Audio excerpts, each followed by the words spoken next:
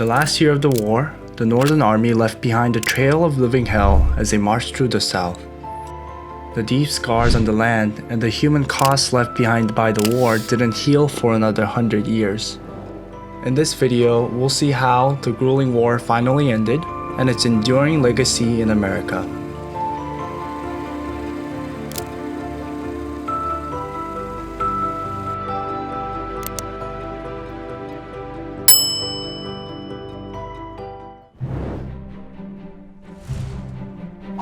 After the Battle of Antietam, firing McClellan for the second and last time, Lincoln called General Burnside to be the commander of the Army of the Potomac and prepared to advance on to Richmond one more time.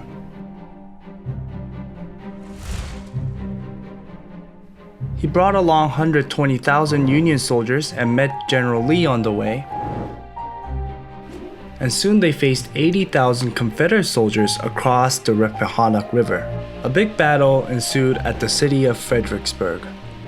After crossing the river, the Union Army attacked headlong into strong Confederate defensive positions on the high ground. And you know what happens if you attack onto the high ground. As an observer put it this way, it was not a battle, it was a butchery. After one of the most one-sided battles of the war, the South suffered 5,400 casualties while the North had 12,600, and Lincoln was heavily criticized by the Northern politicians and the press.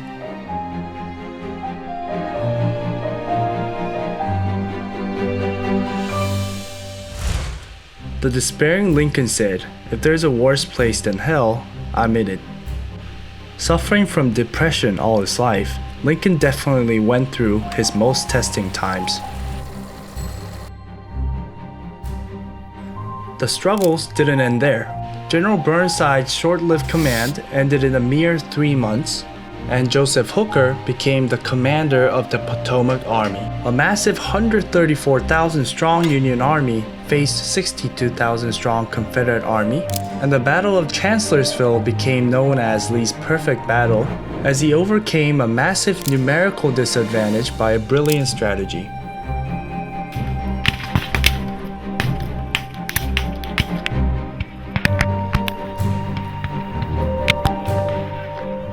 But during this battle, Lee's right-hand man Stonewall Jackson died by friendly fire. This was no doubt a big loss to the South, but this win gave the initiative back to Lee once more, and Lee wanted to deliver the final decisive blow.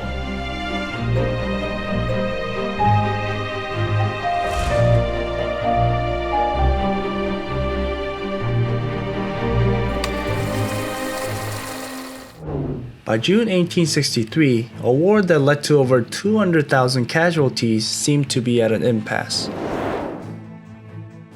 As the voices of opposition to the war grew in the North, the confident Confederate Army wanted to deliver a decisive blow to bring the North to the negotiating table. Because the defenses around Washington, D.C. were too solid, Lee planned to advance through Maryland into Pennsylvania and score a major victory, which would draw support away from Lincoln in the next election and possibly let the Democrats take power. So the Union Army had to follow the Southern Army and foil Lee's plans, and they finally met at a small city in southwestern Pennsylvania at Gettysburg.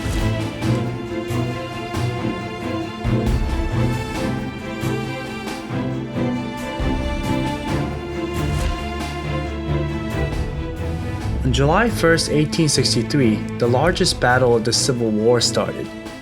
The 94,000-strong Army of the Potomac faced off against the 71,700-strong Army of Northern Virginia.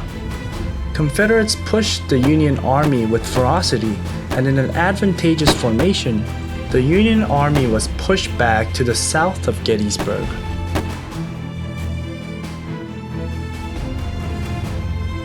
Same went for the second day. The South was able to surround the North and push them further, but was unable to break through their defensive lines. On the third and final day of the battle on July 3rd, Confederate attack at Culp's Hill was thwarted, and because they weren't able to break through, Lee finally ordered a direct attack on the center of the Northern defense. The Southern Army then started the biggest artillery barrage of the war to soften Northern defense, but the Northern defense largely stayed intact. And before the advance, Confederate General Longstreet said this in his memoir. 30,000 men were needed, but 15,000 men were given, and when skepticism was expressed, he wouldn't listen anymore. At 3 p.m., the fateful Pickett's charge ensued. Charging across a wide long plain, the Confederates suffered massive casualties as they marched into the range of relentless Union line of fire. Out of 12,500 who charged enemy lines, half of them don't return. And because of massive casualties, the Southern Army had no choice but to retreat back to Virginia.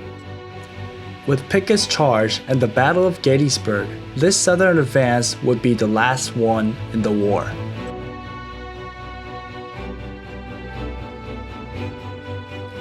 While the North suffered 23,000 casualties, the South suffered 28,000. And unlike the North, the South couldn't replace its casualties, and its economy was so devastated that it couldn't recover from a major defeat. The once invincible General Lee mailed in his resignation letter to Jefferson Davis in despair, and Davis didn't accept it and vowed to continue their struggle against the Union until the surrender.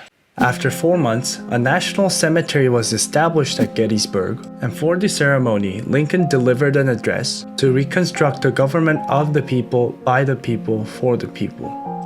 His speech is inscripted on the walls of the Lincoln Memorial and is considered one of the greatest speeches in American history. The day after, on July 4th, Union Army's good news kept flowing in. The final fortress along the Mississippi River, Vicksburg, fell to Union hands after a month-long siege. Losing the crucial city of Vicksburg, the South was divided into two along the river. And after this achievement, Lincoln said, "Grant is my man and I am his," giving unconditional trust to Grant. And by November, Grant captures Chattanooga to prepare for a direct attack against the major prize, Atlanta. In 1863, the North inched closer to victory after their triumph in Gettysburg and Vicksburg. However, victory still seemed elusive. There was a presidential election in 1864, and the public grew increasingly impatient from the prolonged war and conscription. The rich hired substitutes for $300, and New York City was embroiled in a draft riot. Lincoln needed something special that would ensure his re-election. That someone was General Ulysses Grant. Graduating from the prestigious West Point, he was a regular student but fought extremely well, exemplified by his nickname Unconditional Surrender Grant, a man perfect for war of attrition. The past Northern generals wanted to deliver a single knockout blow to victory, but Grant was willing to throw many jabs until the enemy had no manpower left. Lincoln finally found someone who could match General Lee.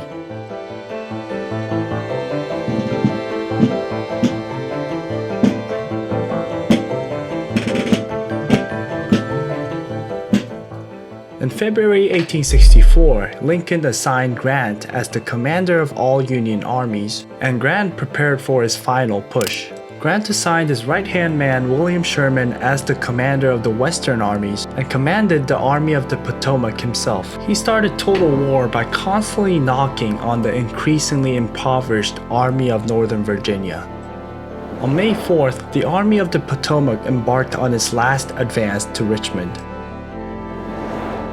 On the next day, the advancing Union Army met the South in the wilderness of Spotsylvania and fought a brutal battle for 3 days. Northern casualties amounted to 17,000, while Southern casualties was 11,000. But Grant kept pushing forward unlike the past generals. On May 8th, the armies met again at a critical juncture called Spotsylvania Courthouse. After a brutal 13-day battle, the North suffered 18,400 casualties, while the South 12,700. Grant kept advancing, resupplying fresh manpower and resources. Another major battle near Richmond occurred near Cold Harbor, where Northern casualties were 12,700 while the South had 5,300. And even Grant wrote in his memoir that he has always regretted the last assault at Cold Harbor. But despite the casualties, the Union Army made ruthless progress into Southern territory. Instead of pushing through to Richmond, Grant secretly crossed the James River and attacked Petersburg, the city that supplied Richmond through rail. With the dire need to defend the city, the Confederates entrenched themselves and Grant's army besieged the city until the end of the war. Grant tied up Lee's army near Petersburg while advancing on other fronts. This remarkably brutal overland campaign resulted in 80,000 casualties in just 6 weeks. But Lincoln still needed a significant victory to secure his re-election in November.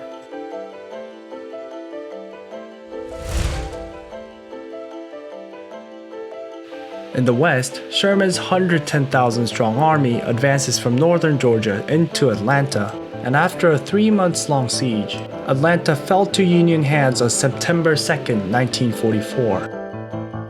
The transportation hub of the South, the news of Atlanta's fall was the victory that Lincoln needed to secure re-election. In the November election, Lincoln won comfortably over his ex-commander McClellan by the electoral vote of 212 to 21.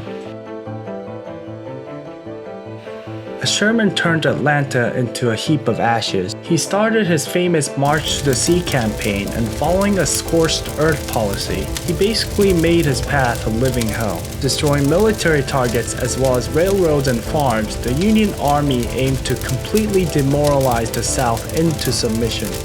The campaign devastated thriving cities like Charleston. Northern victory now seemed unstoppable. Richmond and Petersburg fell early April 1865, and Lee's army continued to resist until on April 9th he surrendered at Appomattox Courthouse. Fierce rivals during the war, Grant and Lee courteously shook hands at the end, and Grant let Lee and his soldiers return south with their horses. Under Northern Army supervision, Lee returned to Richmond lonely and dejected. With Lee's surrender, the long and bloody war drew to an end.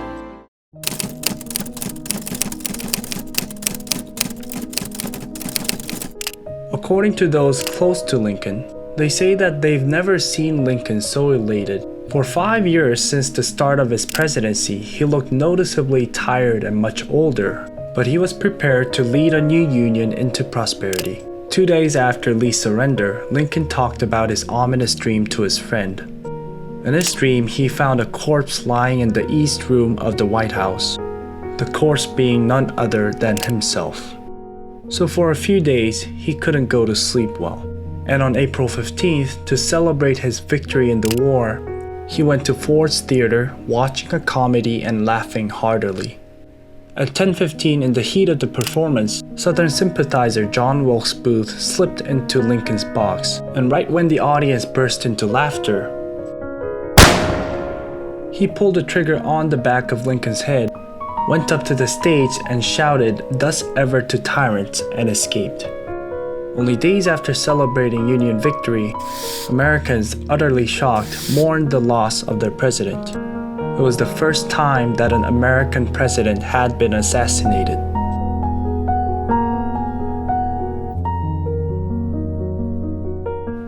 By the Constitution, Vice President Andrew Johnson became president, but compared to Lincoln's wisdom and leadership, he was a sorely lacking figure. After the war, the 13th, 14th, 15th Amendment were added, and abolition of slavery, citizenship rights, and rights to vote were established on paper but not in practice. And after Johnson's and Grant's weak and corrupt presidency, the era of Reconstruction abruptly ended after 10 years with the election of 1876. And for the next decades, racism in the South was strengthened through a series of laws. The Union survived, but the shadow of racial discrimination was cast long and wide, and lights of progress wouldn't shine for another 100 years. We talked today about the Civil War and its legacy in hopes of better understanding the brutality and the meaning of the conflict. Thanks for watching, and we'll be exploring more interesting topics in the future. Your subscribes, likes, and comments help immensely.